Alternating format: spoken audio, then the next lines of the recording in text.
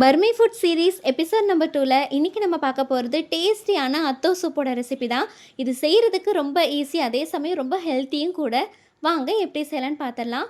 இது செய்கிறதுக்கு வாழைத்தண்டை அது மாதிரி நீட்டமாக கட் பண்ணிவிட்டு அதில் இருக்கிற நாரெல்லாம் ரிமூவ் பண்ணிக்கோங்க. பவுலில் 2 டேபிள் ஸ்பூன் அளவுக்கு கடலை மாவு கூட கொஞ்சம் போல் தண்ணி சேர்த்துட்டு கட்டி இல்லாமல் நல்லா மிக்ஸ் பண்ணி வச்சுக்கோங்க. இப்போ பேனில் ஆயில் சேர்த்துட்டு நீளமாக கட் பண்ணி வச்சுருக்கிற வெங்காயத்தை இந்த மாதிரி வறுத்து எடுத்துக்கோங்க.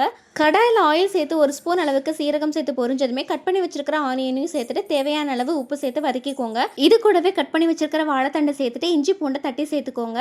1/2 ஸ்பூன் மஞ்சள் தூள், 1 ஸ்பூன் சில்லி ஃப்ளேக்ஸ், கொஞ்சம் போல் பெப்பர் தூள் சேர்த்துட்டு ரெடி பண்ணி வச்சிருக்கிற கடலை மாவு மிக்ஸியும் இதில் சேர்த்துட்டு தண்ணி சேர்த்து இந்த மாதிரி சூப் பதத்துக்கு ரெடி பண்ணிவிட்டு ஒரு 5 மினிட்ஸ் போல் குக் பண்ணிக்கோங்க.